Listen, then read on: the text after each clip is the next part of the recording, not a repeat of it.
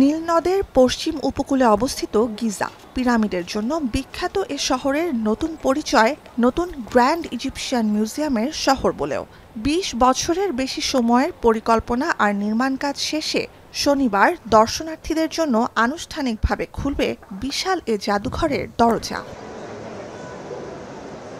মানব সভ্যতার ৫,০০০ বছরের পুরনো ইতিহাস বহন করছে নতুন এই জাদুঘর।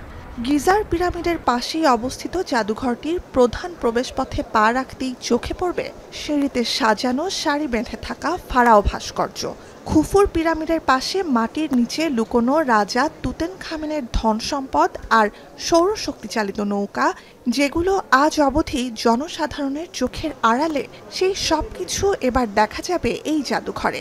শোভা পাচ্ছে মিশরের ঊনবিংশতম রাজবংশের তৃতীয় ফারাও রাজা দ্বিতীয় রামসেসের বিশাল ভাস্কর্য।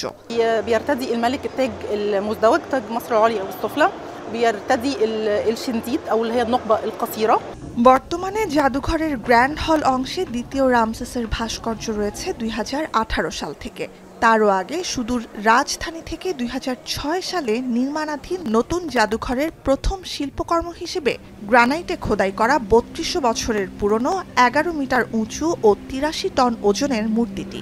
কায়রোর রামসেস স্কয়ার থেকে গিজার জাদুঘর পর্যন্ত এটি আনতে ১০ ঘন্টার যাত্রায় খরচ হয়েছিল বর্তমান মুদ্রায় $2,85,000। اكتشاف التمثال في القرن ال19 في المعبد الكبير للمعبود بتاح في 100 رهينة اللي يعتبر هي في منف العاصمة الأولى لمصر. طبعا التمثال كان مقسم لأجزاء، طبعا تم ترميمه وبعد كده جت الفكرة في الخمسينات ان هو نقل التمثال في باب الحديد اللي هو ميدان رمسيس، وطبعا بسبب ان المكان ما كانش ملائم لوجود تمثال بالضخامة।